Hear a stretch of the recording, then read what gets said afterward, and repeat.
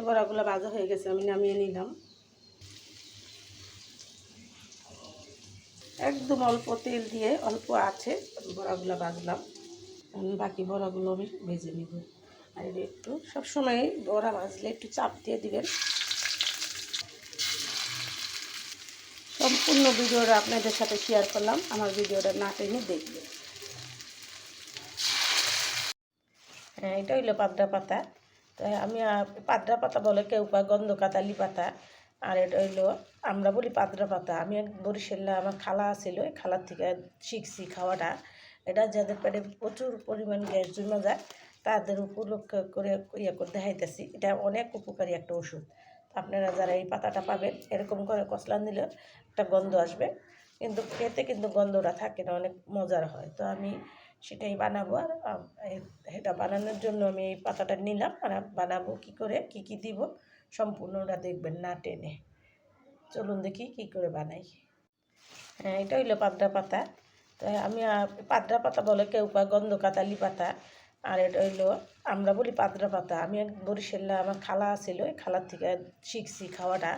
এটা যাদের পেটে প্রচুর পরিমাণ গ্যাস জমে যায় তাদের উপলক্ষ করে করে দেখাইতেছি। এটা অনেক উপকারী একটা ওষুধ। আপনারা যারা এই পাতাটা পাবেন এরকম করে কচলান দিলে একটা গন্ধ আসবে, কিন্তু খেতে কিন্তু গন্ধটা থাকে না, অনেক মজার হয়। তো আমি সেটাই বানাবো। আর এটা বানানোর জন্য আমি এই পাতাটা নিলাম, আর বানাবো কী করে, কী কী দিব সম্পূর্ণটা দেখবেন না টেনে। চলুন দেখি কী করে বানাই। তো সবগুলো বড়া আমার বানানো হয়ে গেছে, আমি এখন ভেজে নিব।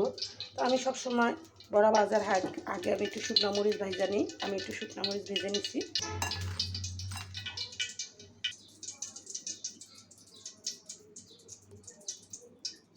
একটু সামান্য একটু চাপ দিয়ে দেব।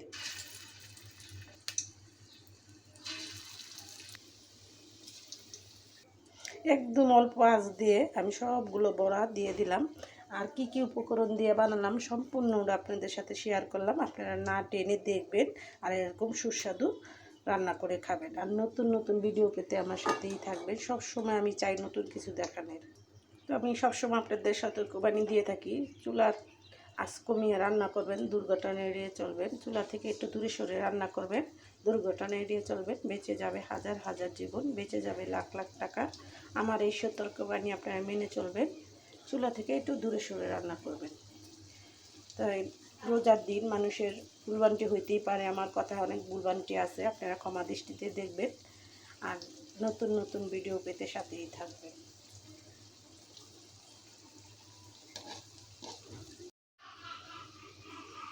বিসমিল্লাহির রহমানির রহিম। আসসালামু আলাইকুম। এটা হলো সুস্বাদু চায়না কফির বড়া। আর এই চায়না কফির বড়াটা আমি কী করে বানালাম, কী কী উপকরণ দিয়ে সম্পূর্ণটা আপনাদের সাথে শেয়ার করব না টেনে। চলুন দেখি কী করে বানালাম এই চায়না কফির বড়া।